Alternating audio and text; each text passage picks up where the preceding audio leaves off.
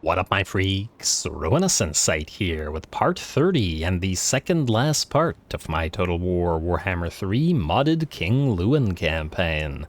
So as we saw last time, the Pegasus/Flying Army debuted in a battle against Wulfric the Wanderer, allowing the Pegasus to, well, as always, maintain their air superiority, but achieve ground superiority as well, both against Wulfric and as well against the garrison of the Altar of the Crimson Harvest, and this, mind you, with just the regular Pegasus Knights without Royal Pegasus Knights or Hippogriff Knights, which we unfortunately don't have the capacity of, as the only ones are currently in Louen's army. Not to worry, we'll see them fight a couple of times before the end of the campaign. I do wish that the allies that we have had upgraded their settlements just a little bit faster, and they grew a little bit too slow. Yvresse is still a tier 3, we have no access to dragons or anything fancy from them, and Haetain still the same way. Even Reichland only just upgraded their tier 4, and we still don't have access to... Yeah, no demigriffs, so yeah. AI grew slow this campaign for whatever reason, but oh well, not a big deal. We have all the knights we need. Anyway, this time around we're going to be advancing further into the mountains of Mourn, though I do believe the clan Moorscaven are pretty much broken, and judging by the balance of power that remains after we destroyed their last few armies, so I imagine most of this will be auto-resolve-y, but I'll edit it out and we can hopefully stick to more battles in these last couple of episodes. Before we get started, however, for those who missed the announcement, the vote for the next campaign is currently up in the community tab of the channel, and the top 2 contenders at the time of this recording are absolutely neck and neck. The votes for them are identical, so if you're interested, do make your voices heard. Anyway, let's begin with whatever it is we need to move, which I believe is down here. Rapunz, you are right beside Valea's Sorrow, so let's get to that. Let's see if there are any Skaven in there. Though I don't imagine it'll be much more than a garrison. And just once again, judging by the balance of power of what Clan Moors had remaining, Rapunz attack. And let's see what we get. It's just a garrison, we can auto-resolve that. It's not much, although of course you two got badly damaged, but you always do. And occupy. Oh, you know what I should have done? I should have had Gwendolyn attack that and then Rapunz move for that, whatever. It's not a big deal. Got a free biting blade, though not for long. We don't need it on you. You can keep the court jester, mostly because I don't care. And hey, the Paladin has completed his vow, which I think is his last, eh? Ah, alright. One of our older paladins, so nice that he'll be maxed out by the end. Alright, who else needs to move? I think everybody around here needs to move. Fey Enchantress, let's have you destroy these rebels. And Carpuccine, yeah, you just follow the Fey Enchantress. I don't really care about any of those. Enchantress attack, I mean these territories, because they're all going to be traded to whoever it is we deign to trade them to. Alright, well done, and go for we don't even really need the money. Execute the captives. And then an Ogre Blade, which I don't particularly care for, but we can hopefully turn it into a better weapon. And then you can occupy Iron... Oh, wait, actually. Damn, there's no... Huh. There is no do-nothing option. Well, that's kind of annoying. Alright, fine, sack it. Because I just realized we could have Carpuccine do this while the Fey Enchantress moves northward. Carpuccine, go here. And occupy. And Fey Enchantress, go all the way up here. Can we actually reach Caragdrawn in 2 moves? It looks like we can. Alright, so go right there. Alright, we still have to get the Hermit Knights, and don't to worry, we'll see them fight a couple of times before the end of the campaign as well. Alright, everybody's into position, and I hope that there isn't a, like, elite full stack ready to attack Carpuccine from here, because she won't survive. Follower army that she is. Anyway, Empressors obviously don't need to move. Adelard remains at sea. And I think I'll do this turn where I move all the armies around, or those that are still left to be moved, including the inconsequential battles, but like maybe next turn I will edit this aspect out. As I don't want the entire, or a significant portion of the episode to just be moving armies, especially since it's quite obvious where we're moving to. Anyway, that was Adelard. Is anybody left still? Cedric Le Recruiter is Le Recruiting. Marin Thegan, yeah, so you need to move up north to the Monolith of Bjorkil Bloody Hand. You're going to go into encamp. You're going to move up here so you don't suffer attrition, and then we'll abandon the Altar of the Crimson Harvest, because we have nobody to trade it to. Abandon. There you go. Alright, then hopefully you can hit the monolith. Oh, I should have sent you to Peck Ice Bay first. Whatever, you can go down there after. Not like you're in any hurry. Oh, and you have to return to the Longship Graveyard anyway, which we can't do right now because it's all plaginated, so, yeah. Alright. Anybody else, or are we ready to end the turn and see if anybody attacks us? Keira Knightley is in ambush, so she doesn't actually need to move. Was she waiting for here? Oh, we were hoping that Azag comes down. I think we saw him before, and I don't know where he is anymore. Alright, well, you just stay in ambush. It's been a day, guys. I can't remember everything. Alrighty, and the rest of you, I think, are just fine. And okie dokie, and we are, I believe, ready to end the turn. Yes, so skip. Outpost upgrades. Oh, you know what? We could upgrade some outposts. Right. Then we have materials. You know what? Let's upgrade them next turn. I just figure we have materials at sea now for 4 turns, and while I'll probably skip the rest of the unthinking aspect of the admin, I still want to make sure that we build everything up. And turn. I don't think anything's under siege anywhere. And if it is, too late. Alright, let's see if anybody can attack us. I see somebody's rebuilding some stuff at the Forest of Gloom, but we're not going to bother with that. Rikarth wants peace now. I would really just like him to revive, because we're just auto-resolving his territories, because the garrisons are trash. Or at the very least, they wouldn't stand up to even half the army that Alberic currently has. I guess if we really felt like it, we could force him to fight them alone, but, you know. What do we have here? An interception, that's kind of funny. Poor creeping death rebels, goodbye. Hey, free XP for Brienne here. And ransom captives, just ransom them. She's gonna be deleted, and there we go, finally the western provinces have been destroyed. Really quite disappointing, as I love to put Cathian units in pretty much every faction that I can. They've got some very solid units, but, well, this is the one campaign, I think, where both of the Cathian factions, or all of the... Well, okay, to be fair, we destroyed one of them, but... both of the Cathian factions in Cathay were destroyed. Holy Defender completed, so that's one of our main techs. Errantry of the Realm plus 100% from settlement buildings money. That's not horrible. I think it only gave us an extra, like, 2,000 gold per turn, but not a big deal. And then lastly, we have to get 55 Knights of the Realm. Damn, that is unlikely to happen. But frankly, we have this for 20 turns, and the campaign probably won't last for 20 turns, so yeah, we're okay. Anyway, with the Holy Defender completed, we got 2 more Great King and Glorious Errantry War to complete. Wow, we now got plenty of Pegasi, so let's go for Great King, I guess, since we're not doing a lot of global recruitment right now. I would also love to get Lion's Roar and or Power of the Lady, so we'll get to those. And ooh, hello.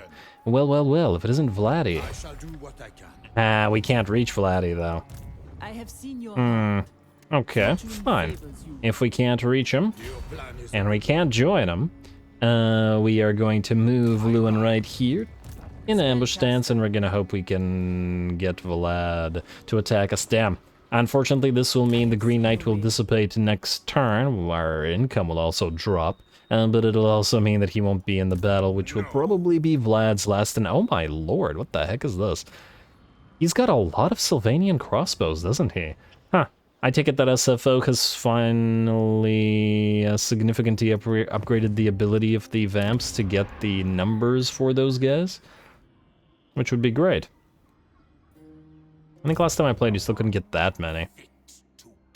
Nice to see. Anyway, let's see. Louen's in position now, and let's just double check. I don't see any armies, so I think it's unlikely that we'll have a battle against these anywhere, so I think I'll move them, or all of these armies.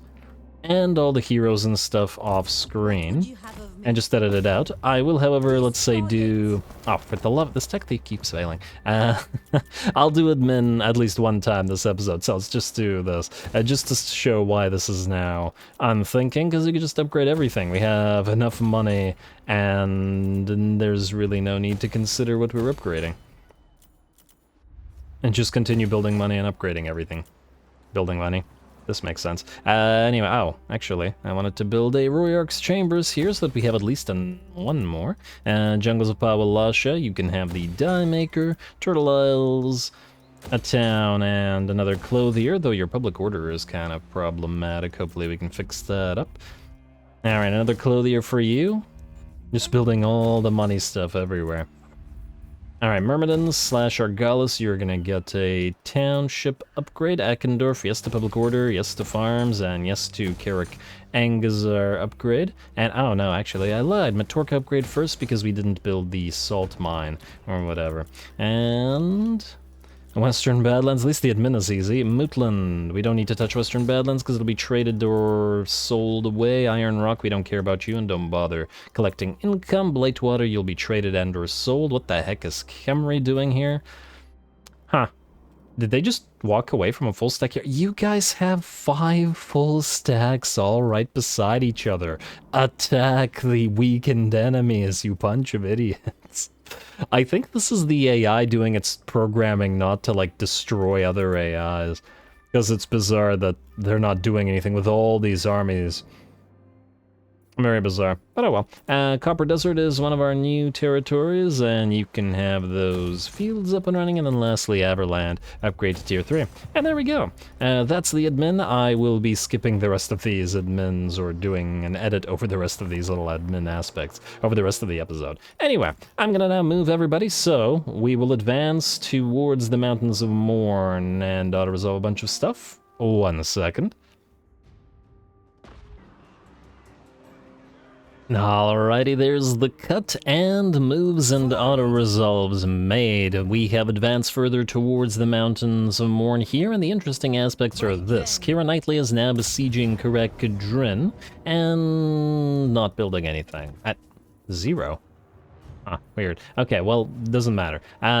Close defeat. We might even be able to get these guys to attack us here, because it's a pretty much all peasant army, and the AI should very much undervalue their capabilities. We've also found Azag by virtue of our tech thief here, so he'll probably be moving this way, but that's okay. We've moved Merovec up here to try to counteract Taubert von Karstein, who looks to be moving towards Krugenheim, and I'd rather not get the Skaven plague on Lewin's armies, so Merovec, you're going to have to take one for the king. And down here, we've moved everybody this way towards Karazakarak. Durthu is moving towards the Forest of Gloom, so we're going to let him do that. While Carpuccine and the Fey Enchantress are going to fight in a second at Carrick-Drawn, because this is the last territory of Clan Worms, and while they don't have anything crazy there, it'll be probably worth a fight. Rapunzel is also besieging Carrick 8 Peaks, which also has an army, but it's a pile of Skaven slaves and mostly trash, so probably don't need to bother with it, but I am willing to see if they be willing to fight us in a field battle, as I think it would be more fun. And maybe they'll have another army nearby. We'll see. Either way. These guys are all besieging, and we're ready to end the... well, not end the turn. Ready to have the Fey Enchantress fight at Carrick-Drawn. We have a few level ups, but we can do it after the battle, I think. As I don't think it'll make a difference either way. What will make a difference is this a small settlement? No. So it's a field battle. Fantastic. Well, that'll make it all that much better. Here we go, battle 1.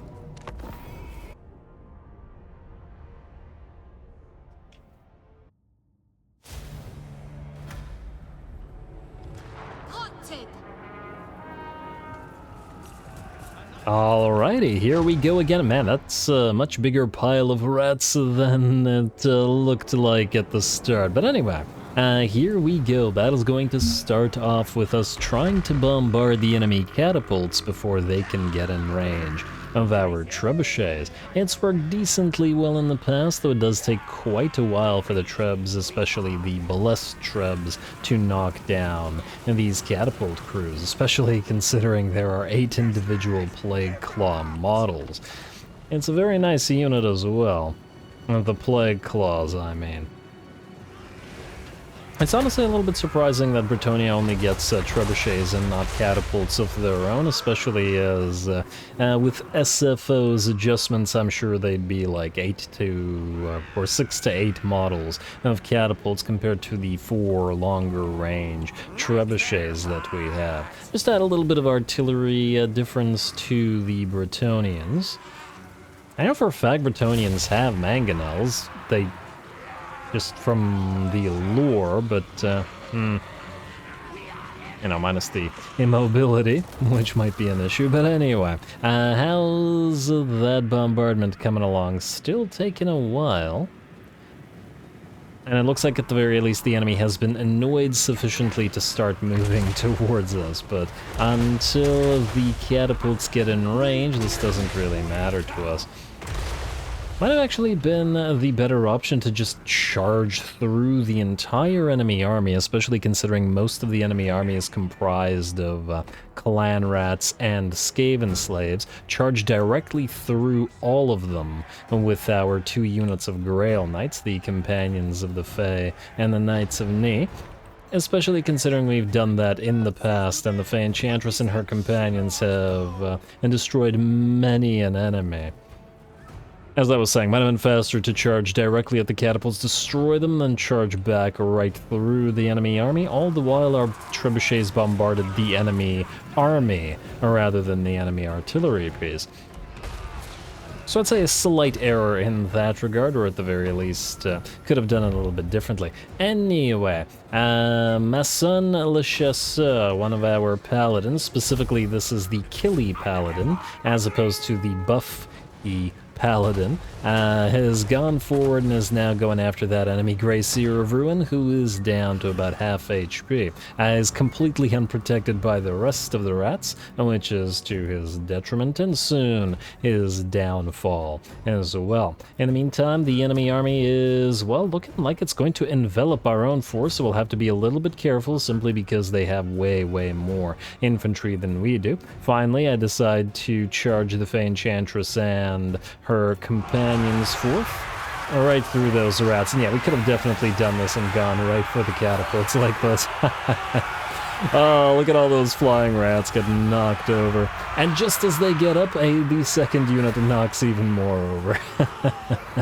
Well, the Grail Knights will be unstoppable in the back line, whereas we will charge forward and start fighting a little bit of a melee with our battle pilgrims and our peasant mobs. Alright, I see a pestilent breath coming down in the background. Our second paladin is chasing down the enemy warlord here, and I do believe the Grey Seer has been killed or about to be killed by our other paladin, who is now working on the Plague Priest, having gotten rid of said Grey Seer. The Grail Knights are just completely unstoppable in the background, although right now we're starting to face off against a lot of these gutter runners and night runners. They are starting to hit the Madman of the Lady here in the back and are starting to move around our army. Our relatively limited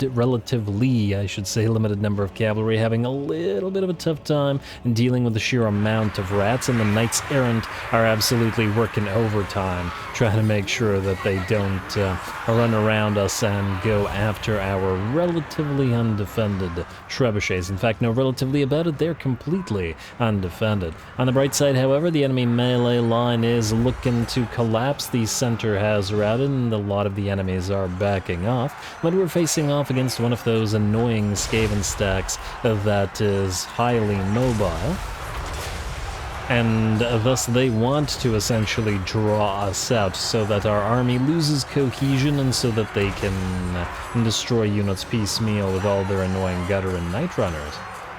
And we got clan rats over here together with a bunch of Skaven slaves trying to go after our first royal pilgrims, but it looks like we're still in pretty good shape. The Grail Knights have returned and are charging through all the rats. And very nice. And it looks like the enemy army is in very bad shape now. Alright. looking pretty good. I'm not sure whether the warlord remains alive, but, well, his army doesn't really. And still managing to protect those trebuchets and still working overtime on the cav, but our battle lines have held, even if we have somewhat lost cohesion in order to chase the rats. This non-cavalry army is just too slow to chase down Skaven and, well, ogres, I guess, but, well, I guess we don't have to deal with ogres anymore. But it's okay, we won't have to deal with the Skaven for much longer either, as the rest of the army shatters, and I do believe the last of the units left will be these Plague Monks. Unbreakable as they are. Ooh, nice job!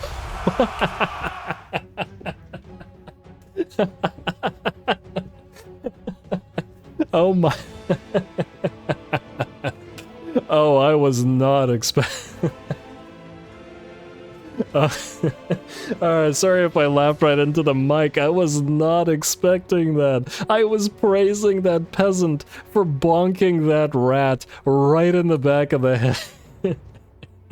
And with the shovel, and just as I open my mouth to speak, the trebuchet hits the peasant directly.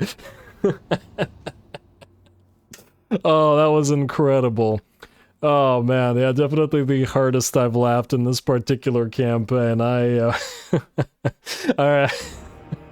I need a minute to recover. I'm just gonna chase off the army off screen or whatever, or just, yeah.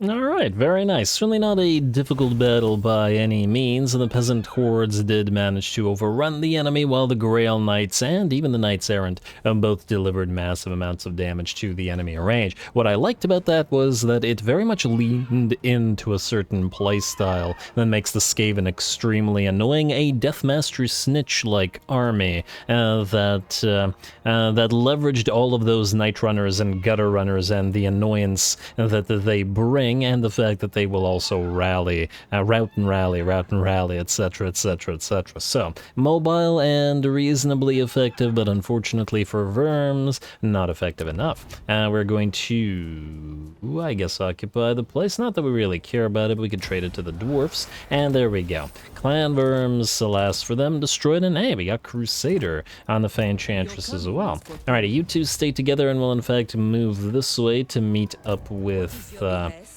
the troop ferry and the elites that still have to go into your army. I'd like to make it maybe all the way to Mount Gunbad and then just link up with some stuff here before heading back southward, though we are looking pretty good here. We're going to leave Raponce besieging Carade Peaks in the hopes that they will sally out, and same thing goes for the Outlaw army and Kira Knightley, and I believe that's all we got to do this turn. So let's skip outpost upgrade event. Well, we'll do it next turn if needed. And let's see if Vlad falls for Lewin's ambush as well. Lots of potential here for battles I'm in. And Serena Katrin, let me guess, you want us to join war against the Ecstatic Legions. Okay, I wasn't gonna guess that one. Alright, no, not yet. We'll probably send Louen up there. If we can find Azazel and actually fight him, I'd be certainly willing. Clan Morris has moved, and it looks like nobody in the southern... Wait, have I been saying Mountains of Mourn this entire episode? World's Edge Mountains, World's Edge Mountains. Completely different sets of mountains. Mourn are the Ogre Mountains. Yeah, we're not going over there. Although, to be fair, in this particular campaign, I think that Grimgor has conquered all those mountains, so I guess they're also Worky Mountains, which has me confused. Yeah, Southern and Northern World's Edge Mountains is what we're dealing with. Anyway, it looks like at least this battle will happen, so that means another fight for our Outlaw army. And nice to see, and here we go.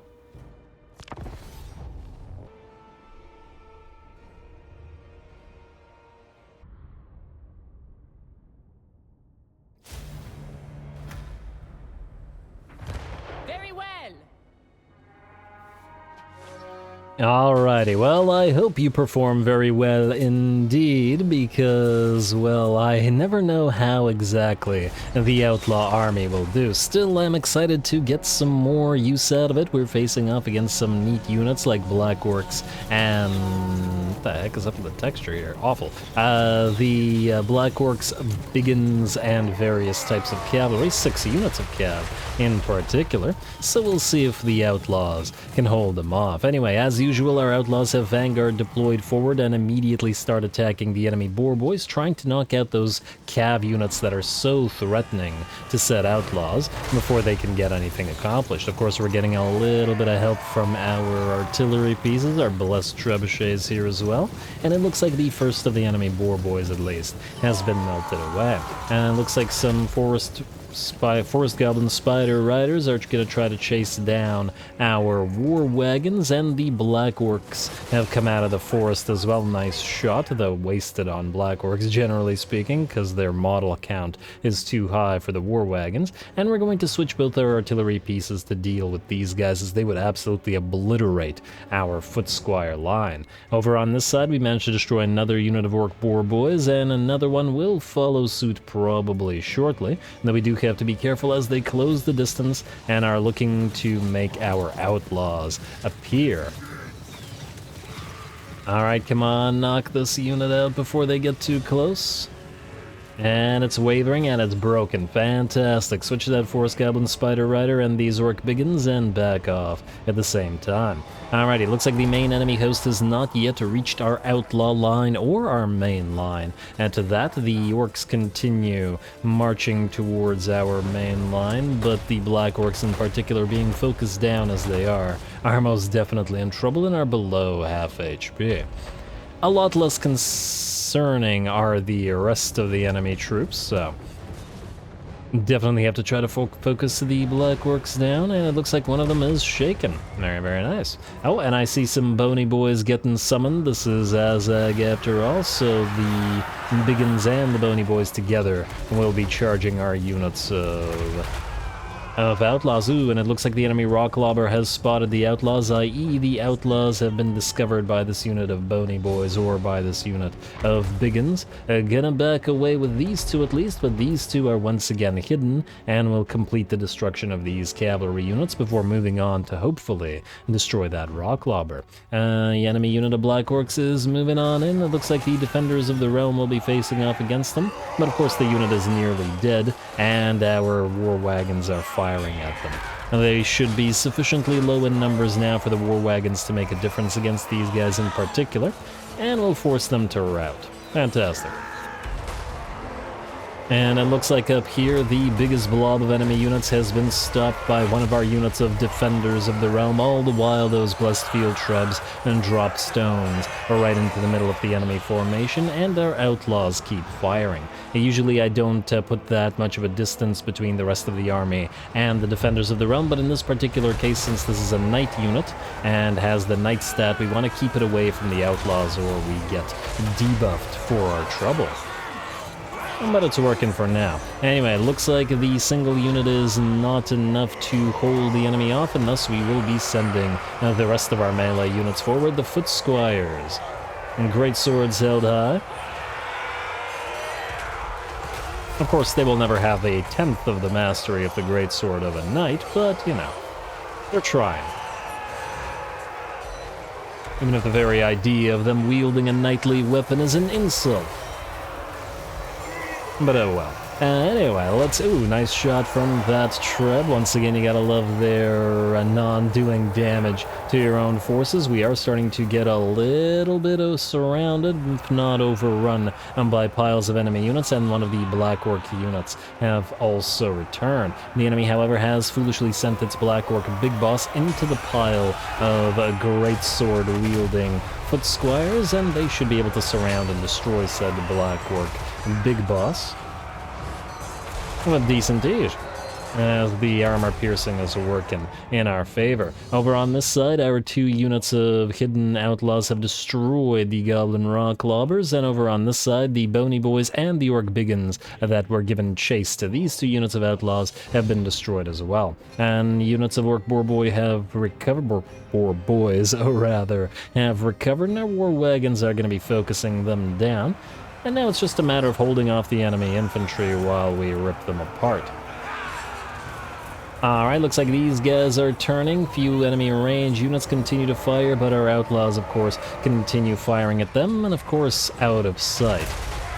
And a little bit of additional help from those trebuchets. Very nice, very nice. You gotta love the shots from the trebuchets as well. They look like mini comets of Casimdor or something like that. It's a nice projectile. It's also nice and visible. You're not going to miss it like a regular rock without that blessed projectile. There we go. Very, very nice. And it looks like with that, the enemy have been seen off and begin to rout. The 2 mages take the Black Orc Big Boss's head, which disappeared. Huh. Odd. Shouldn't have disappeared. I need to double check my keep corpse on map settings. Odd that that one disappeared immediately, but anyway, not important. What is important is our victory is here, and a pretty darn and decent one at that. I don't think we took all that much damage at all. Another very strong showing for the Outlaw army. Anyway, we got a lot of units to chase, which fortunately the Outlaws are pretty darn good at doing since they have fire while moving. And we do still have a little bit of ammunition left, so we'll chase, but I'll do it once again off screen.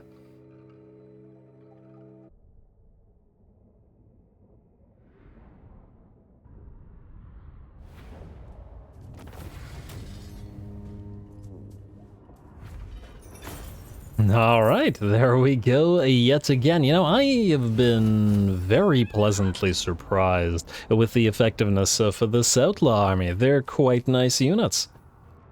You could probably have a very strong early game just by spamming them as soon as you hit tier 3. Over between 30 and 40k damage on most of the units, at least the ones that were close to the main battle line, outdoing or matching Blessed Field Trebuchets and outdoing the Foot Squires, though that's hardly surprising in this particular situation. Either way, very nice and very few losses at that.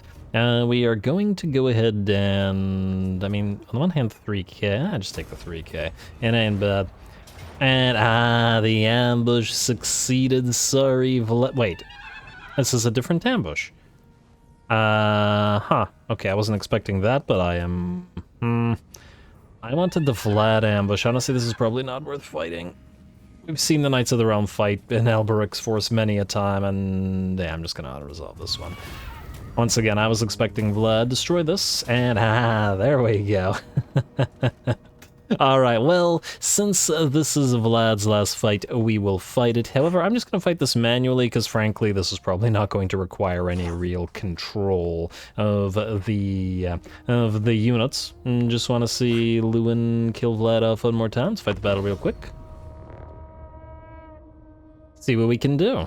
And then see if we got more battles on the way, which I'm sure we do as well. Now, they are attacking us, which is a slight problem, as you two are basically going to have to either run off field or... Well, I guess the Paladin can fly. Malene, you are in a much more problematic sort of situation. Go hide there, and we'll put you on the ground, and then put you here. And then we got 55 seconds until we're ready to go. Alright, so let's do that. And oh! I didn't realize that these two would be spawned. Okay, well, move away from there. And let's speed it up until Louen arrives. It's only 40 seconds, fairly quick. And oh!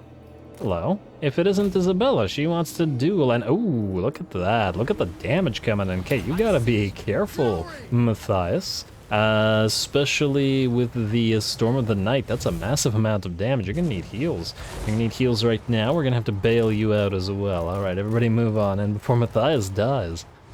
Isabella be scary. Alright, Green Knight, you move in. Let's have Yike. You're gonna have to run. You can't fight Isabella. And you know what? She was nasty enough to warrant a one-on-one with Louen. Louen, away you go. Let's get a regrowth going. Overcast on you. Okay, well the rest of the army can. Oh, you know what? Wait. I'm gonna slow it down. I'm just gonna tell everybody to attack. But what I would like to see is the Royal Pegasus Knights and the Royal Hippogriff Knights do a little bit of fighting. Not to worry, we'll send them into a proper cinematic fight. It's just this is kind of garbage. You fight the Vargulf. Louen, you're gonna kill off Isabella up here. I want to say the Royal Hippogriff Knights. In fact, this is the first time we've seen them on the field. They've got lances, they got hippogriffs. Each one is essentially a little mini lord, and then we've got the Royal Couronne Royal Air Force in this particular case. They're Royal Pegasus Knights as well. Being anti-large and such would be able to deal with that Vargulf no problem. In fact, you help out with said Vargulf. Alright, away you go. And just double checking our heroes, everybody's okay. You can just heal up the paladin again. Alright. Alright, even the Hippogriff Riders look fairly small compared to the Vargulf, mind you, but, you know, it's all good. Alright, how quickly is the Vargulf gonna go down? It's lost about 25% HP, whereas you guys have lost... Well, taking a little bit of damage. Now let's shield you. In fact, let's actually shield everybody here. And like so, looks like Vlad is getting charged. Those poor Sylvanians are getting wrecked, and Isabella is down. I wanted to watch the units fight, so I'm not paying a crazy amount of attention to the rest. Anyway, I guess we haven't seen Empire troops attacked in a while. Get a little bit of air on them. And there's some Mongols. Vlad, you're about to have a date with Louen and the rest of the paladins. I'm looking for Vlad in the middle of all this. There he is. And he's got a... Okay, he's lower than half HP. Looks like the Vargulf is down our... Oh, why did you guys stop? Oh, whoops, I didn't add you two to the blob. And ooh, we got some Black Knights fighting the Loun's Winged Fist. Alright, let's get you a little bit of a heal, shall we? Alright, there. That's a nice little matchup. And we got the Lances of Couronne, and actually we've also got the Grail Guardians in here somewhere. There they are. Alright, and just like that, the battle is over. Like I said, it probably was not worth the cinematic just because the enemy was too weak. We are going to have to... Oh, okay, wait. One quick second, I just realized we need to chase everything down here. Ah, that's my bad. Usually vampiric armies are just destroyed straight up, but not this one rare time. Alright, everybody chase, speed it up to max. And I might edit this out, but then again it's only going to take like 10 seconds or so at max speed to destroy all those poor Sylvanians. We've already taken Sylvania itself as well. And I'm pretty sure we're still in... Oh, actually we're not in friendly territory, so we won't heal, will we? Well, actually we do have a little bit of constant casualty replenishment, so we will a little. Not to worry, we'll get some proper shots of the Grail Guardians and the Royal Hippogriff and Pegasus Knights as we fight Archaon and whatever other armies are up north. Anyway, easy little fight. Let's continue looking for some more proper, bigger fights.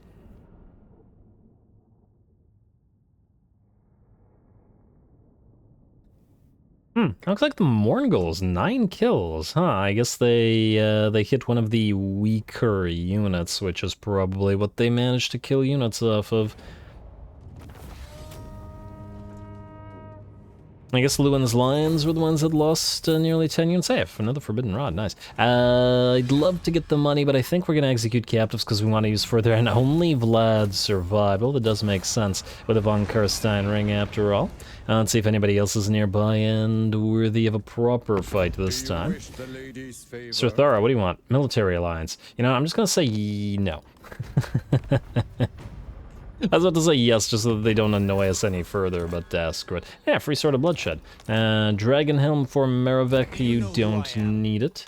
And Royal Pegasus for you, that's great. Barded Warhorse for somebody, for Faction Destroy Disciple of the Maw, which means the Forest of Gloom has indeed been taken by Durthu. Fantastic, because there was no way we could give it to him directly. Ready for duty. Technology researched. Errantry of the Lady complete yet again. And the last one is Royarch's Chambers, which we should already have, which means the last of the Errantry of the Lady is complete. A vow fulfilled, and damn, we just dropped by 10,000 gold per turn.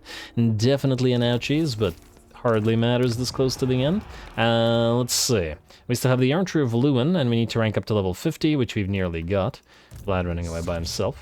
And the Errantry of the Realm, which we're probably not going to make to tier 5, because we'd need just like 80 Knights of the Realm, which is ridiculous. We don't have the capacity to build that.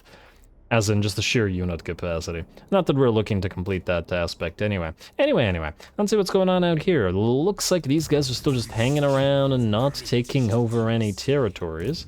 Maybe the Court of Libaris will do it?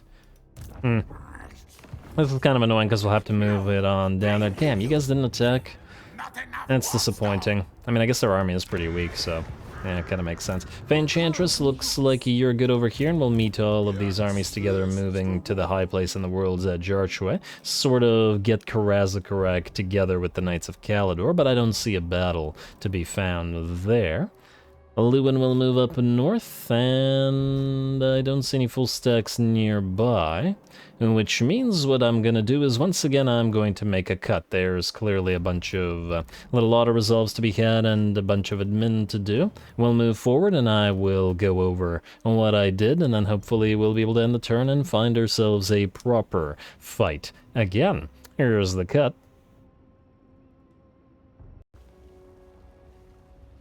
Alright, there we go, moves made once again, and we've advanced a little bit more forward. The interesting, I think, part of this will be what happens here with Keira Knightley as Azag is approaching us here, and we will be fighting in this battle at Carade Pigs. We can send some peasants up the walls just to see how well they do at fighting up there, especially that now, with the second damsel, we have an 18% physical resistance on those foot squires, and 97 armor as well, which ain't too bad, and even better on the beast slayers at best stun. Of course, with the 28 physical resistance. Of course, with the green knight down, we'll be in a little bit worse situation, but oh well. Let's select our tech.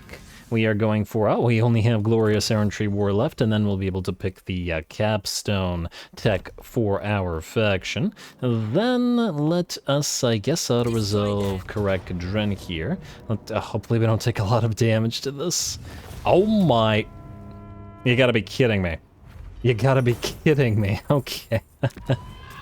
That's problematic. I was hoping to be able to defend against Azag, but... Okay, auto-resolve is being ridiculous as usual. We can't raise it as Azak will attack us, meaning we have no choice but to sack. And Lowborn. Gained by maintaining an army consisting mainly of peasant... Huh. Interesting. Why didn't Raponsk get this? Odd. Then I guess we're gonna have to back off as we've no choice in the matter. You're going to go back into ambush right outside of Waldenhof, because who knows, this guy might attack Waldenhof and maybe we'll kill him. Otherwise we'll heal up and we'll see how Azag reacts. Alright, and then I guess we'll have to deal with Karakadrin again. On the bright side, we'll be able to get the Hellstorm rocket batteries in Keira Knightley's army, so that's going to work. I also got finally annoyed enough to upgrade all the outposts between the, well, I guess not episodes this time around, but between the cuts, so like 80,000 gold or something lost on that. And I decided what the final battle for this episode will be. The final battle for the campaign next episode will be the War of Errantry Badlands, the quest battle, but Festus here. He has a full stack and another stack, and at Brass Keep we got a heck of a garrison. 6 units of Chosen of various kinds, plenty of Chaos Warriors, Chaos Knights, couple Giants on top of whatever whatever they got in these armies, and the fact that this hasn't fallen for the entire campaign. That will be a proper trial for the Grail Guardians and the Royal Pegasus whatevers. Also, you should be in a channeling stance before I forget. And I guess similarly, how's your channeling down here, Alberic? You're still actually gaining mana. Okay, well, you stay here. Unfortunately, these were auto-resolvable as there was no army for Alberic to deal with. So we'll just let the... well, I guess we'll sail down into one of the sea lanes and try to find Alberic a final battle over in Cathay. There's gotta be something for him to fight. Anyway, I've talked about what I did enough. Let's get to this battle. Rapun's away to Carade Peaks. Now let's do what the dwarfs couldn't. 1 second. 3 plague claw catapults plus the avalanche Mourn. Okay, this is gonna be reasonably problematic. All right, and we have no siege towers at that. I probably should have built siege towers rather than the ram. But anyway, I guess we're doing this like this. Here we go.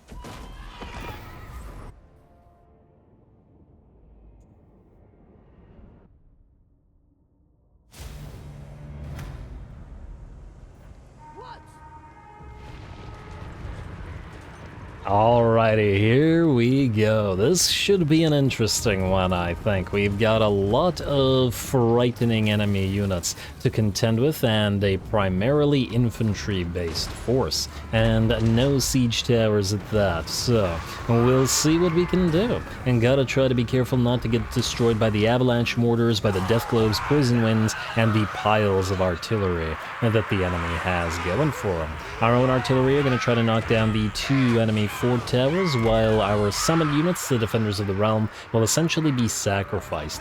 They're moving forward in order to protect the unit that is carrying the ram forward from the enemy artillery. As we can see, those Plague Claws are going to start working on those Defenders of the Realm. There's a Scorch, I believe, coming down, though that was a waste. I don't know what the heck the AI was doing. You have a unit right here that would have been a much better target for it. But anyway, trying to send that ram forward, keep on pushing. Of course, Rapun's is starting to work on the gatehouse herself, but it's going to take her absolute ages to work through it, so hopefully we can manage with the ram, if they can manage to close the distance. Up here, we have sent the Paladin forward to attack the enemy avalanche mortars. This unit frightens me so, because if left unchecked, that single unit could destroy basically our entire army by itself, as long as it isn't being attacked. So we definitely have to get rid of it as soon as possible, which our Paladin will hopefully take care of. It looks like an Urnon's Thunderbolt combined with the Halo of Maidenly Wrath has done a decent amount of damage to these summoned clan rats. And I wanted to get rid of them as fast as possible so that they hopefully don't block this ram. Unfortunately, it looks like they might have failed in that, and it also looks like the artillery is now starting to focus on the ram pushers. Come on, you just gotta get a little bit closer to the gate. It only takes, I believe, 3 hits from the ram to actually break down the gate, but the clan rats are just blocking it off. Alright, at the very least it is only the Plague Claws and not the mortars firing at these guys, as the Plague Claws are having a little bit of a tough time getting over their own wall. Alright, and the Paladin has switched now to the regular Death Globes as he has seen the Avalanche Mortars back off to where the main enemy is holed up. And there we go, the ram has made it through and the gatehouse is down. What this means is we're sending in the knights ahead of the infantry. This time, everybody through the gate as best you can. You're going on what may or may not be a very, very dangerous mission here. Breaking right through the gates and going directly through the entire enemy army. Try to get to all those enemy artillery pieces. Ignore everything in your way, run them down, trample them, and stop the artillery from firing.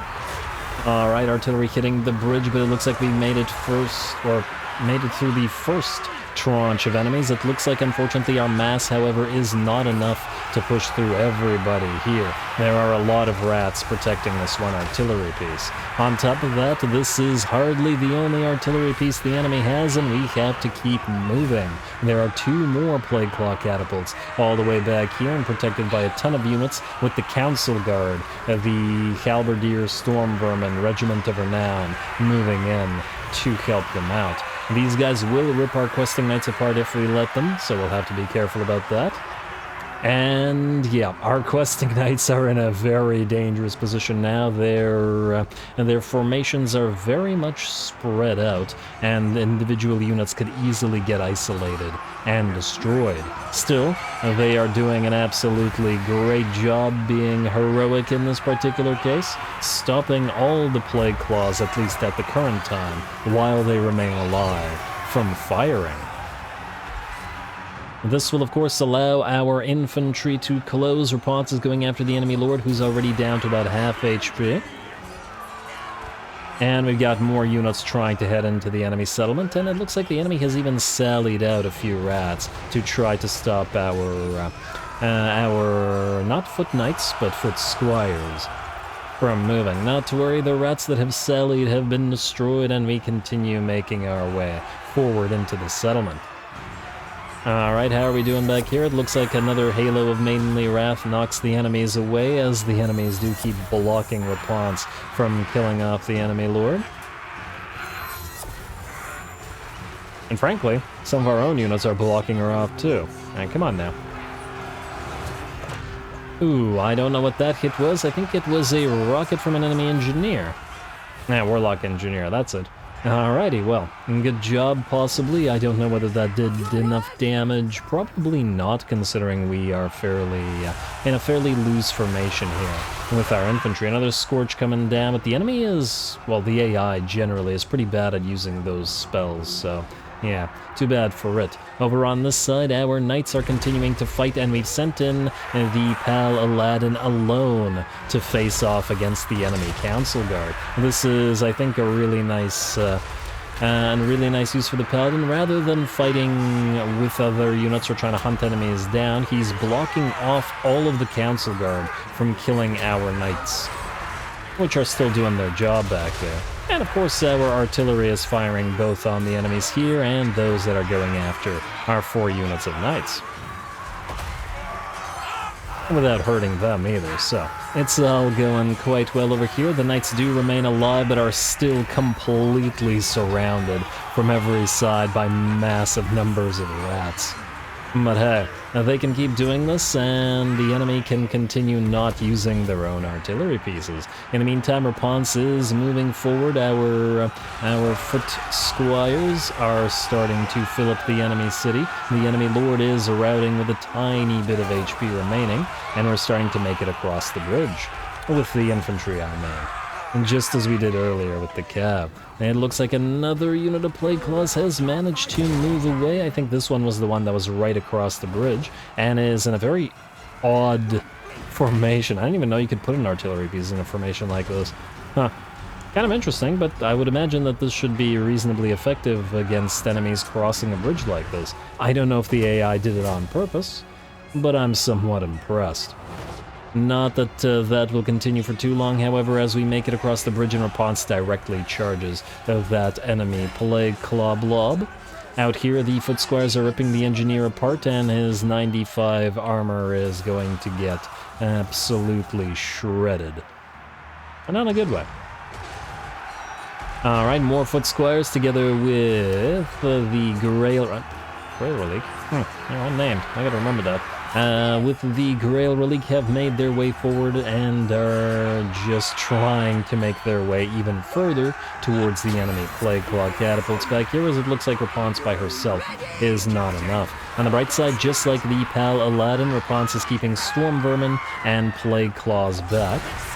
And thus these elite units are not attacking our foot squires, who can deal with the much weaker clan rats first and then help Rapunzel out, as while she is certainly threatened by these guys, it wouldn't be a crazy amount. Back here, our knights continue to fight, but the fight is starting to go their way. They've been just in a melee this entire time. Fortunately, Unfortunately, they aren't shock cav, so they're reasonably effective here, despite being stuck in the melee for, I want to say, at least 5 minutes straight. And of course, we've been periodically dropping a few heals and debuffing spells on the enemy, Curse of the Midnight Wind in particular. Although this probably could have used the Comet of Casandor or a few other damaging spells, but it's okay. Can't detract from the Knights. This is their show, I think. Alrighty, and damn, it looks like another unit of halberd-wielding storm vermin have showed up. And may or may not bring a few knights down. I see a few knights down below the rats there. But we're still looking relatively okay. Let's see, these guys have lost about 6 models and maybe a little, around 25% of their HP. Not horrible. These ones are in a little bit worse shape, getting closer to 50% HP loss. Though damn, 613 kills racked up already. Very nice job to the knights. Out here, Rapunzel is still leading the various peasants forward, which does make sense. Champion of the people as she is. And the foot squires have joined her in fighting off the enemy plague monks and storm vermin. Lots of bridge fights in this particular battle, which I'm enjoying quite a bit. Although I really love that charge with the questing knights. Alrighty, the plague monks are still fighting, but it looks like their numbers are dwindling. Storm vermin are still at about half HP, and now we're moving in those foot squires and defenders of the realm, at least those that remain alive, to help the knights out. And it looks like we won't need to do too much, as all of these rat corpses are basically kills of the knights. They did an amazing job. This is only with 4 units of them, mind you. And once again, I didn't drop any damaging spells on this blob. At first, because the spellcasters were too far away to cast over here. Especially right to target the blob. We could just target our own units because of the AoE of the debuffs and the buffs. I couldn't quite make it with the damaging spells, but then afterwards it felt wrong after these guys worked so hard to kill all the rats here. And they deserve the glory of doing this. With blade in hand, not by virtue of the spell work. Anyway, it looks like the enemy are basically done. In fact, with that, the enemy army will shatter. A single unit remains on the field, and it is the plague monks and their unbreakable nature that keeps the rest of the enemy army here.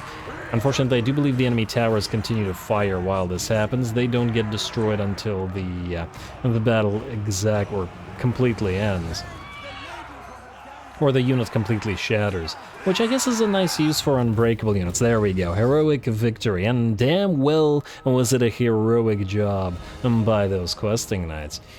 Yeah, and certainly probably abuse unbreakable units to some degree in minor defenses, like any minor settlement. As long as you have a single unbreakable unit, you could probably do a lot more damage with certain towers. Though of course the enemy at the same time does try to capture the points to destroy your towers, but you're still gonna make better use of choke points and stuff with your other units than the enemy will. Anyway, I digress. Nice battle. Let's see how many kills this absolute rat slaughter, extermination I should say, amounted to.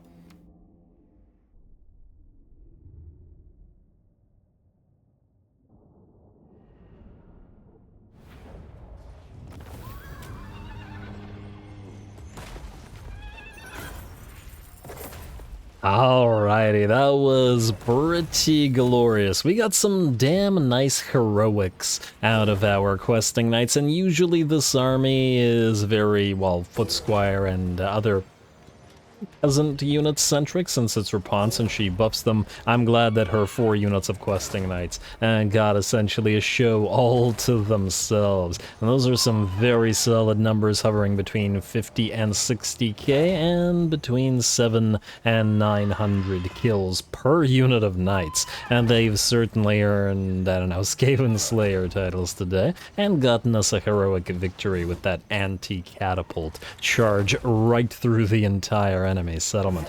Very happy that you can pull off things like that. Anyway, we are going to, well, I guess continue occupying these places so that we can trade them. Carade Peaks secured, I mean the province as well. Very nice. And it may be temporary, but we're going to put extensive patrols here so that we can move further, as we still need to take the rest of this. These guys still have a 7 territories, so fairly decent.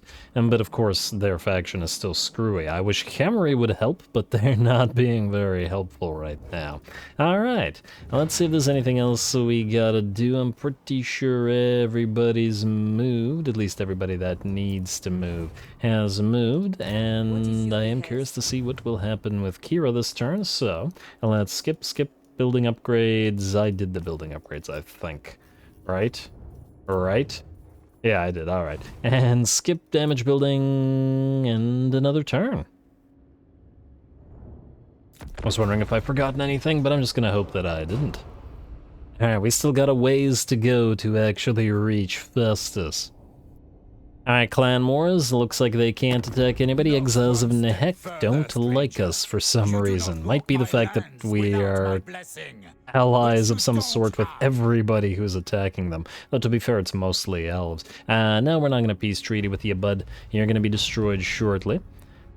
And as soon as you are, the elves will be able to move up north to Nagaron, and Nash Rotgut will be intercepted, and we'll just allow this to auto-resolve because it's garbage, and we will take the execute captives. A little bit of extra charge bonus. We'll see if Azag moves down here so that the army could maybe fight him on even footing. I'd be willing to fight one-on-one, but not more than that with the Outlaws. Okay, he's moved into Kadrin. Now the problem is this. He's now got a massive amount of reinforcements coming out of there. Ooh, on the bright side though, Glorious Errantry War is completed, which means we get the capstone tech. And we can only choose one, Lion's Roar. So the Louen of Bretonnia ability that we can normally use gains an anti-large effect of +8, versus we could gain a melee defense. Ooh. I'm gonna say the melee defense is much more useful because it's universally useful, whereas if this was bonus, if the bonus versus large here was larger, like a +20, I might consider it, but I wouldn't consider it over a melee defense +10. And the other stuff is all identical by the looks of it, so yeah, we're gonna go for Power of the Lady. I mean, Lion's Roar also does make sense just by the name, but the Power of the Lady, we're very, very, very pious in this particular campaign. Good. Alrighty, now, let's see. First of all, let's von Karstein. What do you have in Kappelberg? I got some defenders. I mean, it's still probably not worth the fight, in the sense that they're just too weak. And don't tell me Festus is dead now. Now that we've started to finally march over towards him. You guys have failed to destroy him all campaign, and you're actually gonna try now? They might be doing that. Ooh, Tharot the Unclean. Wait, we can't reach him, can we? No, we're too far. We're way too far. And I got excited about it too. I see Tamar the Cleaver. I do not see Archaon. I don't know if he's dead or if he has another army moving around somewhere out there, but we'll have to consider it either way. Let's see what else we've got.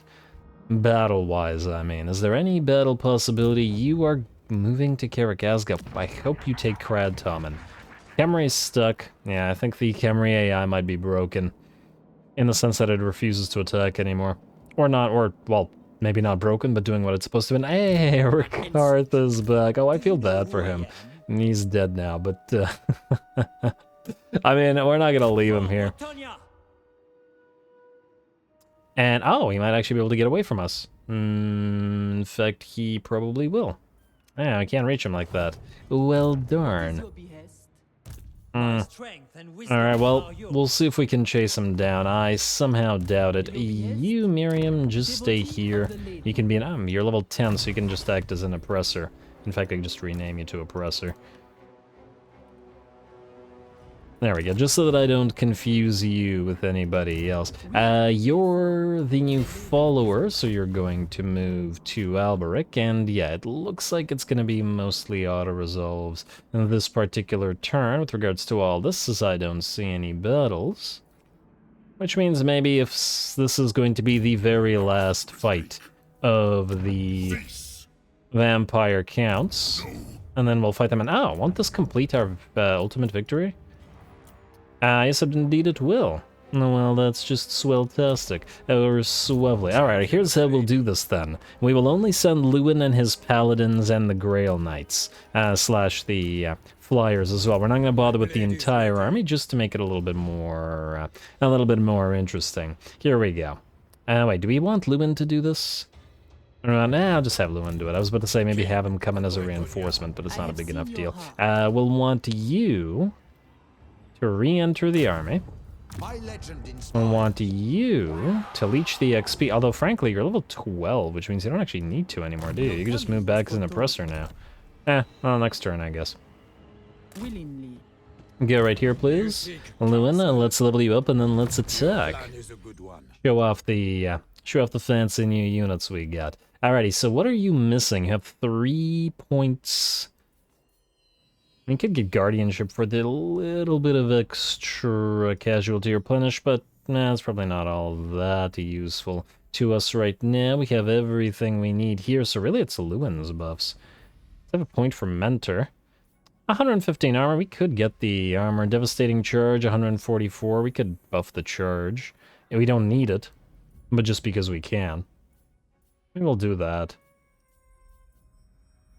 I mean, the 7 armor is still useful, especially that we've lost some defense. It might actually be more useful than the charge. Alright, fine. Let's go full plate armor, and turn 48. That'll max it out. Turn 49 and get 1 point in devastating charge, and then max out Mentor, although we might not even bother with that. And just max out devastating charge as well. Make Louen as fighty as possible. I was gonna get guardianship, but we heal so much it doesn't feel necessary. Anyway, let's level up the paladins, because they're certainly going to join the fray this time around. You, sir, are going to go for Woundmaker. And do we need egocentric on you?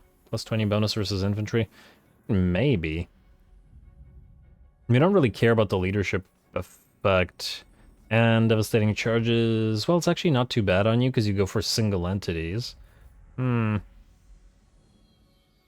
still probably gonna go for egocentric. Alrighty, then you Gaston, you have Mentor. Let's get you Scarred Vet. We have the good stuff in the quality feed line. Let's get you a Woundmaker as well. Have you all hit real hard, especially when you're buffed. You, Sophia.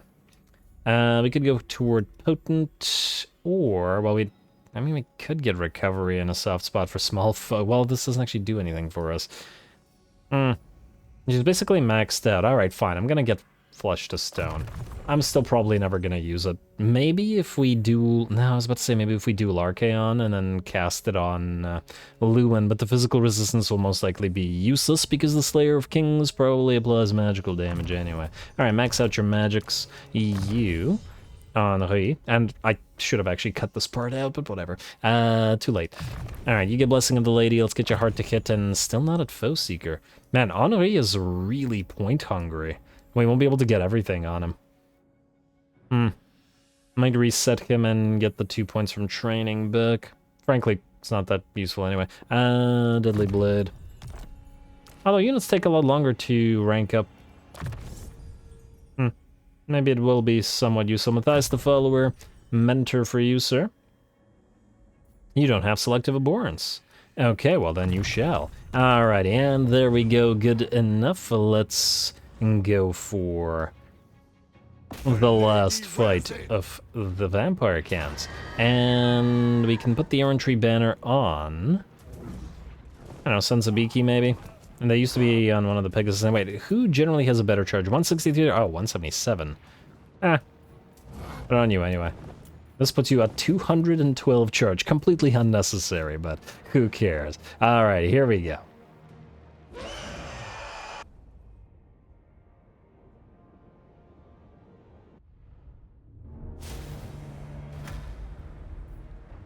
The lady protects me. Alrighty, the lady does protect you, and apparently everybody here, at least everybody who we're using in this particular battle, all of these Grail Knights. And it'll be nice to see all the Royal Pegasus Knights and Hippogriff Knights in a bit of proper action, unlike that little mini Vlad fight. And of course, we have the Grail Knights and the Grail Guardians together, glowing swords, glowing lances, and some very, very threatening units. Of course, the enemy has no chance, but there are a few things I want to try, namely, see these guys in action in the air, and I want to try a sort of little bit of a continuous charge sort of thing from our various Grail Knights, non-aerial Grail Knights. The thing is, even without lance formation, these guys are at 1500 mass, so they're above the regular 1250 mass of the cav, and that's without lance formation, which will raise it by another 25%. Should be pretty significant, as this gives them mass equivalent with an ogre, and then raised even further by lance. I don't think the enemy infantry, which comprises pretty much the entire enemy army, as they like monsters, will be able to stop that. 1500 mass is equivalent to the paladin, I believe, as well, yeah. So every one of these guys is like that, but even more. Alright, go into lance formation, and does lance formation actually display the mass increase? There it is, 1875. Very, very nice.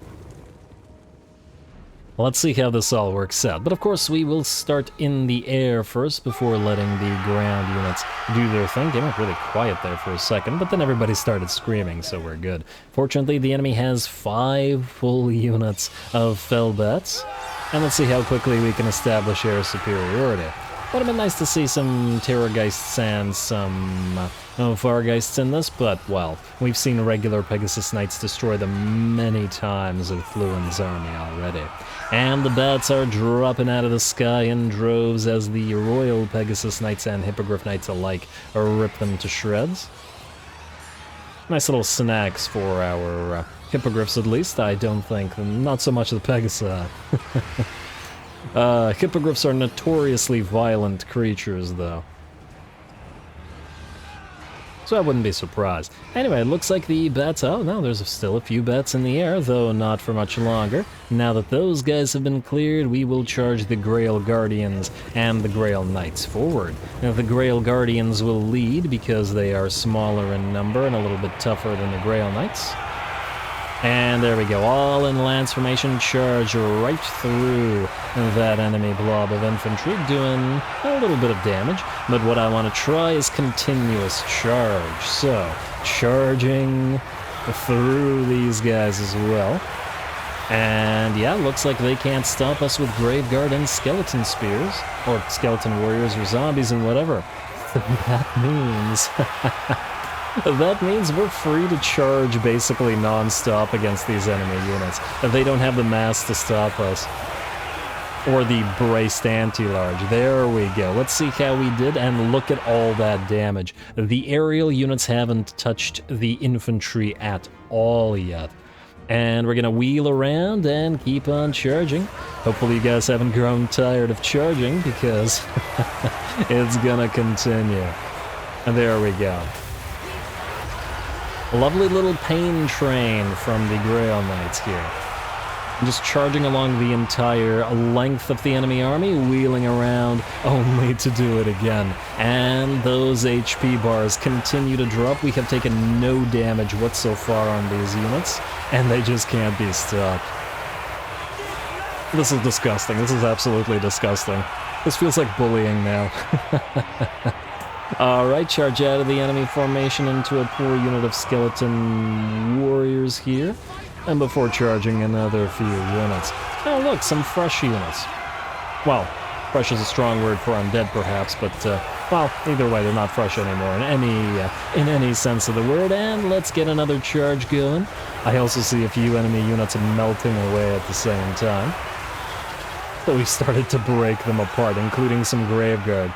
Look at this frickin' damage. This is absolutely horrendous, and still no damage whatsoever to our knights. They never stopped. These guys have 400 kills and 82,000 damage, and they never stopped for a second. I mean, of course, obviously, infantry piles like this aren't generally a good idea. Nonetheless, anyway, now that the Grail Knights and Guardians have shown up, this was really the only chance that the Grail Guardians in particular have had to fight this campaign so far, since they're new. I wanted to give them a little bit of a spotlight, but the Royal Pegasus Knights and the Hippogriff Knights have dropped down as well. They're going to do a little bit of brawling, however, we're not going to bother with the mass amounts of cycle charging from them, as mostly we're on cleanup duty now. And of course the Grail Knights and Grail Guardians will continue bullying all those Graveguard. I'd like to think we've gathered a lot of undead bullying experience throughout this campaign as we've punted so many. Punted them in the air and punted them back to the grave. And there we go, it looks like with that the entire enemy army begins to shatter. Still, I think this was a battle worth fighting because, well, in my opinion, this was pretty darn entertaining. And quite effective at that. It will certainly probably work against other factions. I'd be curious to see whether this charge would work through a unit of Blackworks. And I don't know what their mass is, but, well, give it a try next time. Also really curious to see how many kills the units managed to rack up. Oh, 204 on the Couronne Royal Air Force, but of course the Grail Knights did most of the work here. Well, the air units took out everything in the air, and the Grail Knights, the ground units, took out pretty much everything on the ground. Just look at this pile of undead that we just charged through. Fantastic. Let's see the damage.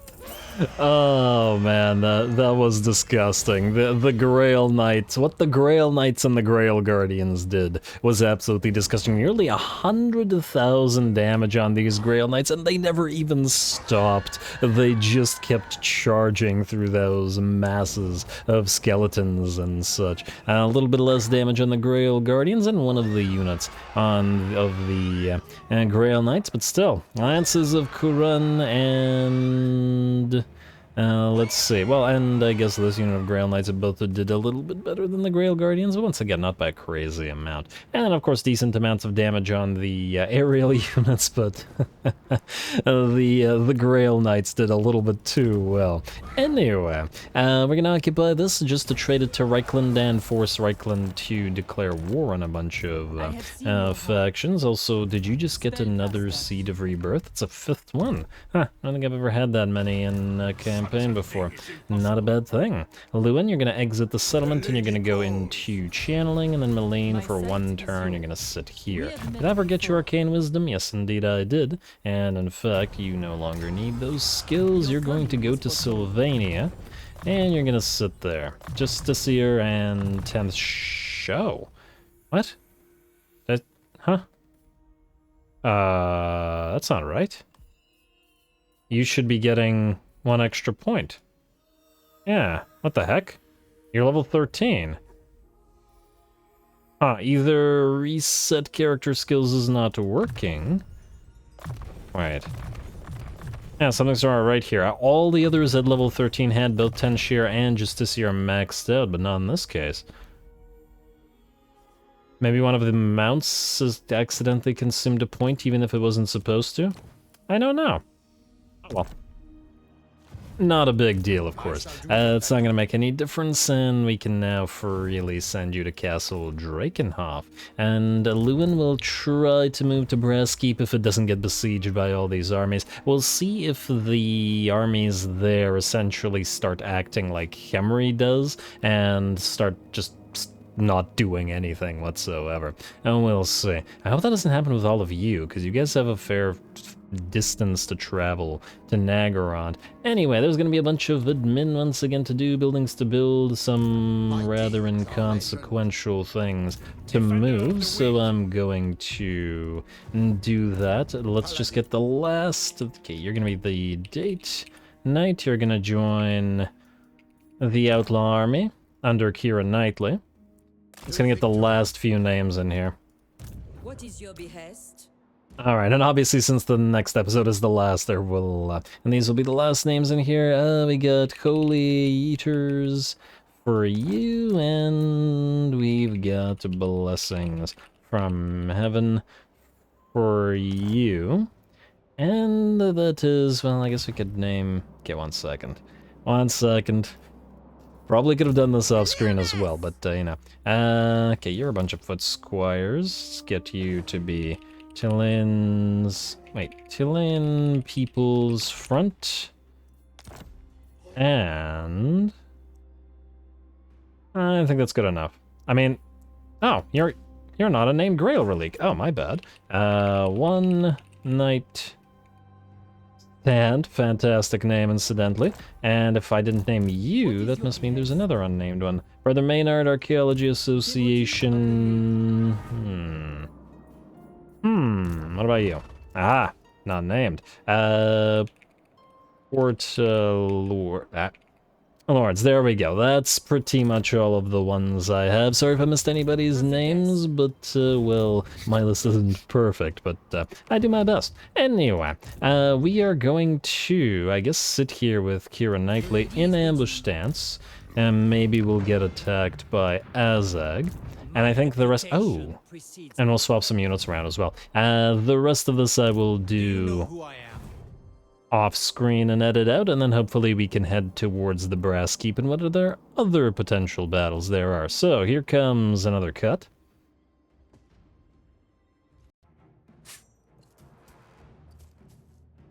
Alright, well, got ourselves a somewhat unexpected battle, but another pleasant surprise. Rapunz Dilianas is attacking beside Karak Azul, and this is almost right after I did the building, so haven't made all too many moves yet. A couple of stacks of Skaven, one full of Skaven slaves, one full of actual units, and apparently a close victory, and due to the fact that we mostly have peasants. Sounds like it could be a decent fight. Let's get to it.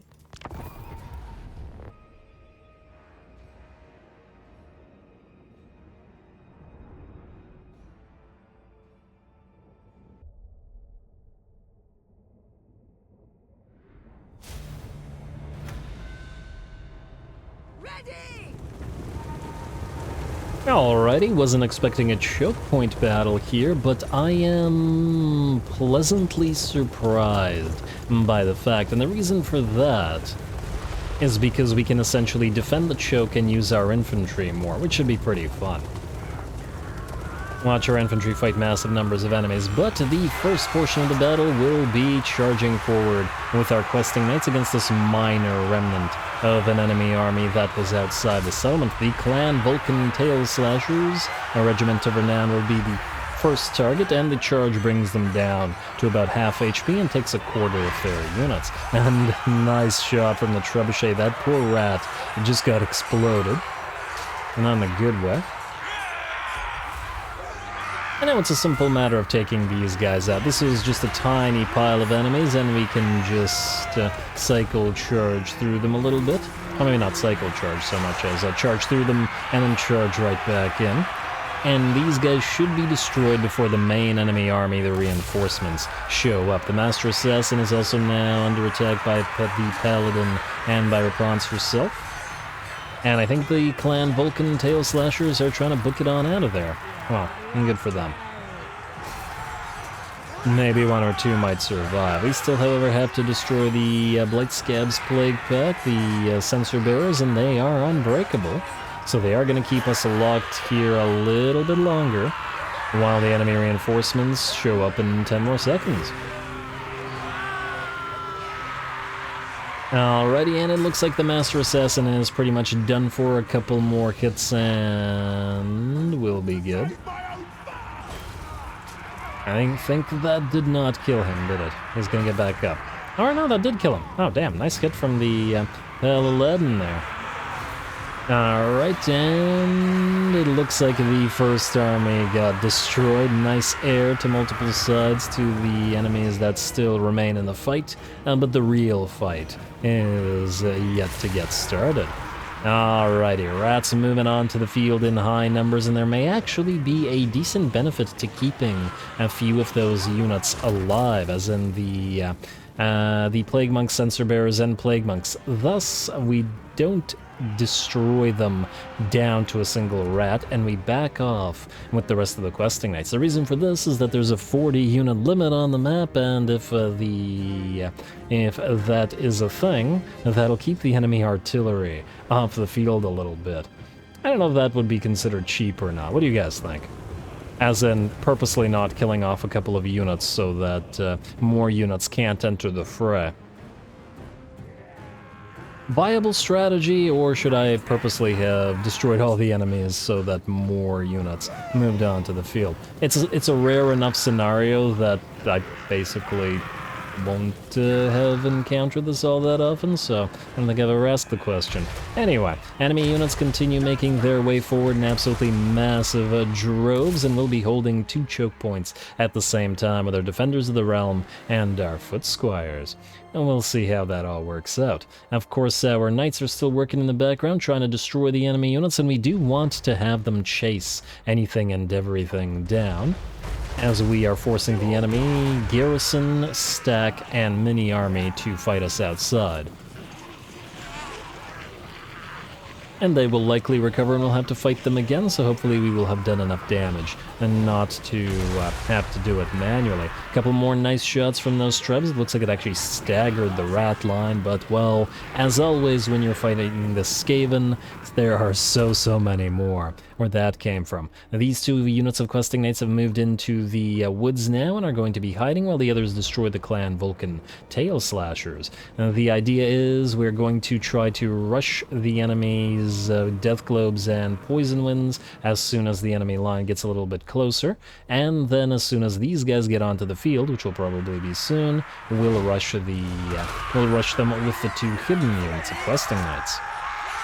Alrighty, looks like the remnants of those Plague Monks do make it past our Defenders of the Realm and decide to go for our Foot Squires instead. Interesting choice. Actually, from a rock, paper, scissors perspective, it does make sense, because our armor piercing would be wasted on the enemy. Whereas the Defenders of the Realm don't have much in the way of armor piercing by comparison, doing 17 damage compared to the Foot Squires' 35, twice as much. Very nice. 73 weapon strength on them. Damn, the Foot Squires hit nearly twice as hard as these guys and way more armor piercing. Very nice. I mean, this is a summoned unit, so it makes sense, but, you know, a peasant hitting armor harder than a knight. And that's gotta be, you gotta know that the knights took that personal. Alrighty, and this is why I was entertained, or at least enthused, by the idea that this would be a choke point battle, because we can allow the enemy to do this and to try to hold them off with our various peasant units. Of course, there's a lot of effects going down. I really don't like the appearance of this web effect. It's kind of irritating. I don't know, it takes me out of the immersion a little bit. I wish that either the effect was super muted or they just, I don't know, it just didn't have a physical effect on it. You can't even see, huh? And this is something to do, this is something the rats do, they always do this, it's some kind of contact effect. I don't remember what it is exactly. It's not scurry away, it's not strength in numbers. I think it might be a specific unit, might be a night runner or a gutter runner. Well, either way. Not super important. Anyway, not too much to say tactically about this particular battle, though I do want to point out that a few of the enemy units have sort of made it through our line. Not quite on purpose, I would say, as a lot of them just route and then route through our line and then come back rather than shattering, and that is where we're getting annoyed. Not a big deal, however. On the bright side, we've managed to catch and destroy all of the enemy death globes and poison winds, so the threatening enemy units, and now that the enemy warp lightnings and plague claws are arriving on the field, our questing knights will take care of them.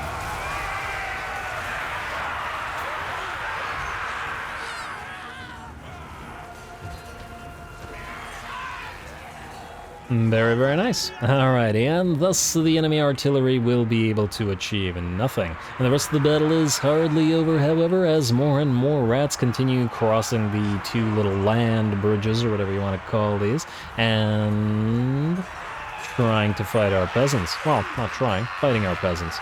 And on top of that, we have completely lost army cohesion now. The damn enemy rats have surrounded us, sort of accidentally.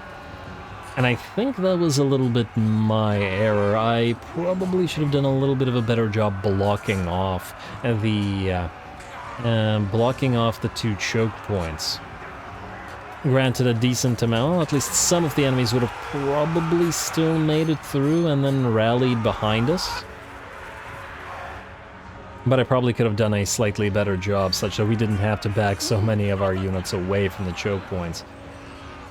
On the right side, it does look like we are still maintaining or managing to hold the enemy off from going after our trebuchets, so the trebs continue to fire, and the battle is certainly turning to our advantage. In the background, our knights of the questing knights, rather, are just being complete menaces, destroying individual enemy units, and on top of that, chasing enemies, forcing them to shatter, and destroying high numbers of units so that they hopefully cannot come back. Alright, Defenders of the Realm and the Foot Squires continue to hold the enemy off, especially the Storm Vermin. Were, I should say, probably the biggest threat remaining on the field, though it looks like they wish to fight no longer. Broken, exhausted, and it looks like the rest of the enemy army is about to follow suit as they all shatter, and the battle is ours. Alright, not too bad at all. Some nice shots, and I'm very happy. Ow! Huh. We've got elven pylons here, or obelisks. Interesting. Interesting indeed. But anyway, with that, we've got a lot, and I mean a lot of chasing to do. I'm hoping we can auto-resolve Karak Azul rather than fight it again, so I'm gonna take the time to chase everything down with those units of cav that we have, even if it ain't a crazy amount, but the rest of that will be done off-screen.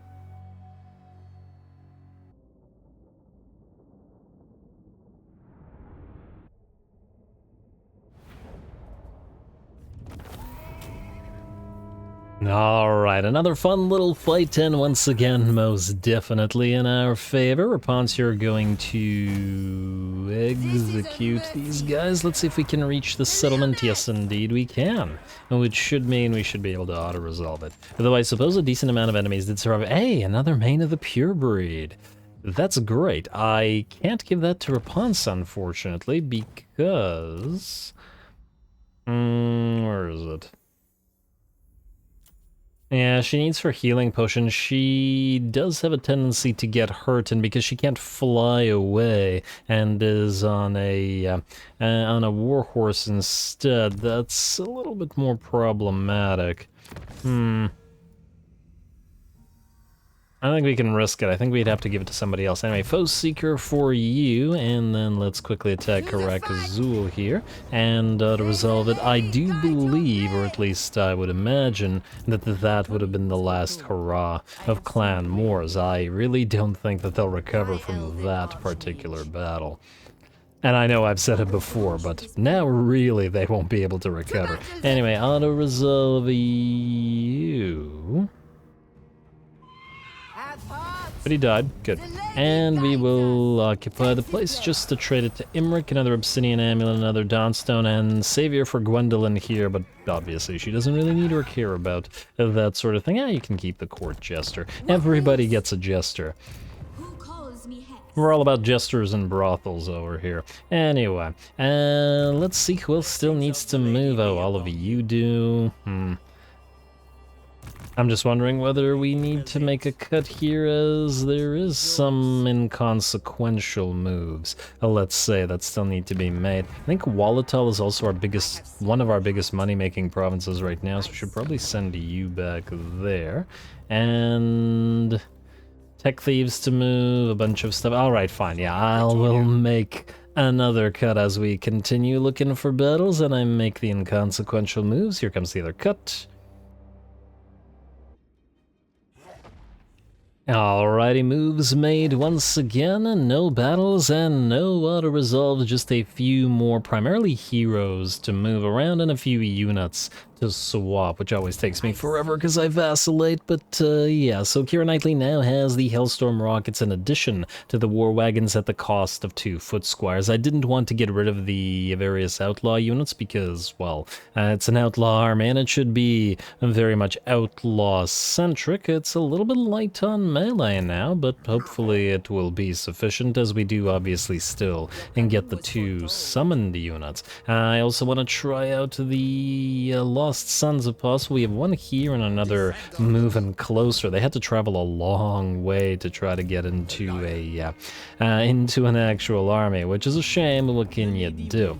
Anyway, that enables us to once again end the turn, so we're gonna, and we'll see if we get hit with Azag's attack. See if we can't get one more battle going this episode. I'd certainly love to end the turn. What the heck are you doing? Oh, I sent an oppressor to Skavenblight. Okay, sure, why not? At this point, the oppressors are really helpful by giving us the additional research rate. Defensive alliance with the Cult of Sotek. Now, the problem with this is that it might potentially force us into a conflict with Kairos, and we're not going to bother going down to actually go after Kairos, but it's mostly I don't want him to use his annoying abilities against us. So I'm going to say no for now. And honestly, at this... What the heck? Rikarth, what are you doing? Oh, it's not Rikarth. Rikarth gets attacked by the lizards. Alright, you know what? I wonder how long it'll take to come in as a reinforcement. I'm just wondering whether we should ultra... You know what? Do this super quick. I don't think this will work out, but who knows. What I want to see is if we can come in as a reinforcement and then have Alberic duel Rikarth in the air. I don't know if it's possible or not, and I also don't know how long this episode is going to be. Could be 40 minutes, could be 2 hours for all I know. Because there's so many edits that it's impossible to tell. Probably one on the longer end. Start deployment, start battle, and go, go, go. We've got 1 minute and 13 seconds. I fear Rikarth will be long gone by the time we get there, but we'll see. Ooh, Bolt of the Old Ones coming in from our allies. Rikarth getting that Black Dragon Breath from Brachus into a pile of the skink cohorts, and then starts his way towards, by the looks of it, is this Gelfblom's Terror? That was just a Blessed Carnosaur, okay. I gotta remember, I saw it was the unique color scheme. Oh my, oh, that is not good. Damn, I'm surprised that a dragon can lift something as big as a Carnosaur up out of the ground. It's a nice animation. I didn't notice that one. Interesting. Anyway, how are you doing there, Rikarth? Ooh, you've lost about 1/3 of your HP, and the Blessed Carnosaurs are doing pretty well. Alberic, try to enter the fray as fast as he can, bud. Oh, I'm also out of curiosity, does this work on allies? It does work on allies. Alright, well, let's help our lizard friends out, and I didn't realize we got Defenders of the Realm here as well. Rikarth's at half HP, damn, this Blessed Carnosaur is wrecking his face. Ah, poor Rikarth. This is embarrassing for him. I'd like to see that Carnosaur in the air animation again. Ooh, nice knockdown, and yeah, with Alberic having arrived, Rikarth is done for. Activate your abilities, Alberic, and then knock him out. I just wanted to see Rikarth before, since he wasn't able to be summoned while we were destroying his territories. Down he goes. I just wanted to see him before the campaign ended, for Alberic to bring him down. Alberic, go after that mammoth. We'll speed it up to max. Probably should have sent the paladins to help out with us. Alright, Alberic, you can take down the mammoth, no problem, I'm sure. There we go, and now go after that master here, who's also getting eaten by that Blessed Carnosaur. Good job, Blessed Carny. Alright.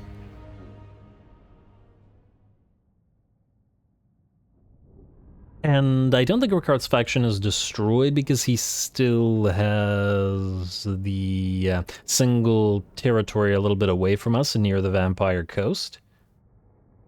/ near the Awakening, but I don't think we're gonna bother going after him. He's a little bit far. Go for Execute Captives for the extra little bit of range. And is he still alive over there? Yes he is. Volcanic Islands, owner of the Thousand Maws, so possibly for a while yet. And military access with you, Marcus, no. I'm willing to bet the once Rakarth and Clan Pestilence have both been destroyed. What the heck are you doing? Oh. Yeah, okay.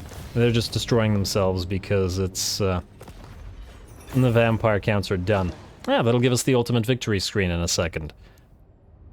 And it'll be nice to get the ultimate victory screen on the penultimate episode, on the semi-final episode, etc., etc. Military alliance with Lorelorn, no.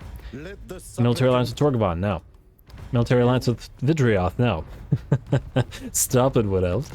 Alright, and warrior for Meline. Wow, okay, good for you. As a follower army, ally mobilizes, glittering scales, armor of the midnight sun, and there's the capstone tech, and I was expecting a screen here, game. Oh, we still need to destroy Mr. Vilmos. Alright, now let's get the finale screen. Attack. The lady and my right. Unresolved, down you go, and... For a second I thought the game was gonna crash.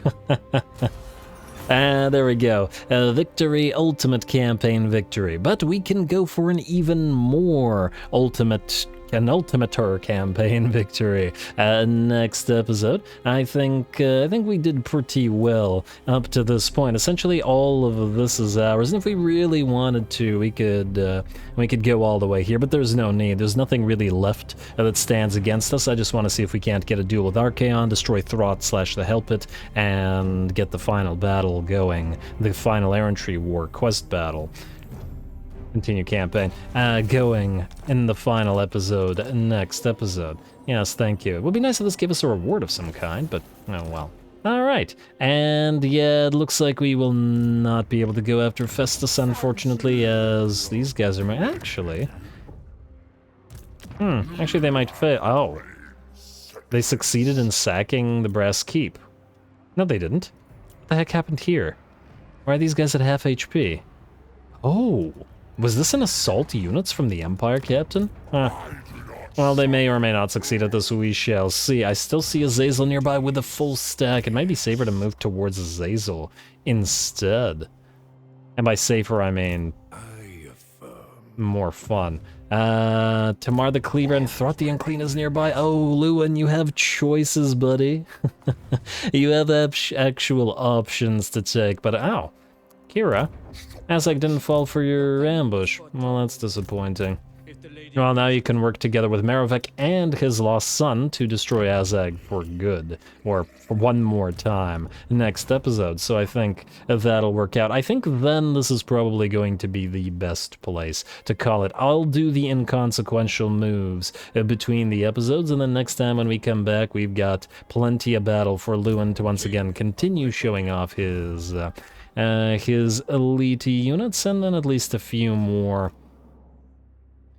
probably battles. And down here, plus Azag, plus whatever we can get up to with Scrag, and culminating in the final battle, the final errantry battle, Wars of Errantry, Badlands. Alright, so stay tuned for the finale for one more episodes. Don't forget to leave those likes and comments, especially towards the end of these campaigns, as I do judge the engagement towards the end as to how long to proceed with campaigns, both this one and for future campaigns, and to what degree I should do like editing and these kinds of things. So anyway, more to come. Just one more time, stay tuned. Don't forget to leave a like and comment. I already said that. Don't forget to vote. All glory to the algorithm, and thanks for watching.